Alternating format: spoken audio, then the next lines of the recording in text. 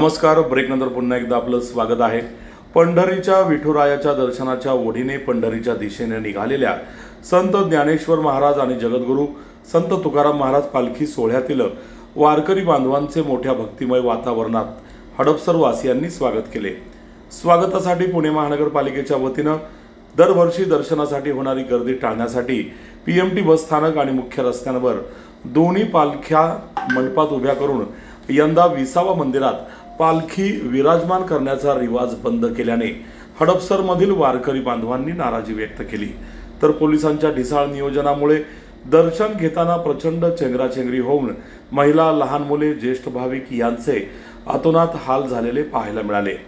पालखी सोहळ्याचे स्वागत आमदार चेतन पाटील, शिवसेना पुणे शहर प्रमुख नाना भानगिरे यांच्यासह हडपसर विधानसभा मतदारसंघाचे माजी आमदार, माजी महापौर, नगरसेवक, सर्वपक्षीय पदाधिकारी, कार्यकर्ते यांनी केले. विविध ठिकाणी फराळ, पाणी, फळे वाटप मित्रमंडळांनी केले. तर गाडी तळावर उन्मेष चॅरिटेबल ट्रस्टच्या वतीनं वारकरी बांधवांकरता मसाज, मालिश, औषधोपचार आणि सर्वतोपरीच्या तपासणी आदी सुविधा 2 दिवसांपासून देण्यात आला. याचा लाभ हजारो वारकरी बांधवांनी घेतला.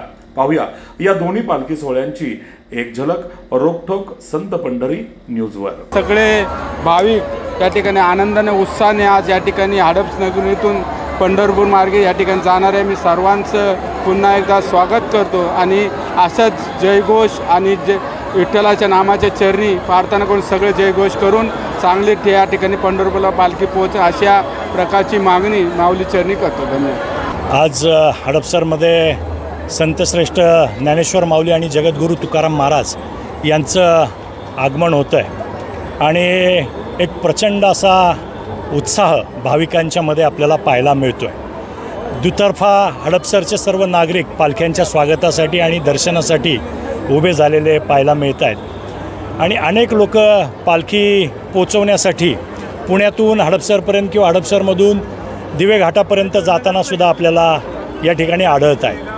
मी आलेल्या सर्व भाविक भक्तांचं आणि वारकरी साधू संतांचं हडपसर नगरीमध्ये या भागाचा आमदार या नात्यानं मनापासून स्वागत करतो. वारकऱ्यांची सोय करण्याचा आम्ही यथाशक्ती प्रयत्न केलेला आहे. प्रशासन असेल, महापालिका प्रशासन असेल, पोलीस प्रशासन असेल, लोकप्रतिनिधी असतील, सर्वांनीच आपलं योगदान याच्यामध्ये दिलेलं आहे. त्यामुळं अतिशय शिस्तबद्ध असा पालखी सोहळा आपल्याला या ठिकाणी पाहायला मिळतो आहे. वारकऱ्यांच्या आरोग्यापासून सर्व गोष्टीची काळजी या ठिकाणी आम्ही घेतो आहे. आमचं एवढंच वारकऱ्यांना शुभेच्छा असतील की त्यांनी आमच्या सर्वांचा, इथं जे दर्शनाला उभे होते त्यांचा सर्वांचा नमस्कार विठुरायापर्यंत पोचवावा आणि त्यांचं जे काही स्वागतामध्ये न्यून राहिलं असेल तर त्याचं त्यांनी आम्हाला मोठ्या मनानं माफ करावं. हडपसरकर नागरिकांची सेवा त्यांनी गोड मानून घ्यावी आणि हडपसरकरांच्या पदरी त्यांचा हा जो दिंडीचा प्रवास आहे त्याचं जे काही पुण्य आहे त्यातला काही अंश त्यांनी आम्हाला आशीर्वाद रूपाने द्यावा अशी वारकरी संत संचलनांकडं माझी मागणी राहील. विठुरायाच्या चरणी हीच प्रार्थना राहील की महाराष्ट्राला सुजलाम सुफलाम ठेव. आमचा शेतकरी असेल, कष्टकरी असेल, कामगार असेल, महिला असतील, विद्यार्थी असेल, युवक असेल, या सर्वांना त्यांच्या मनातल्या त्यांच्या ज्या इच्छा आहेत त्या पूर्ण कर.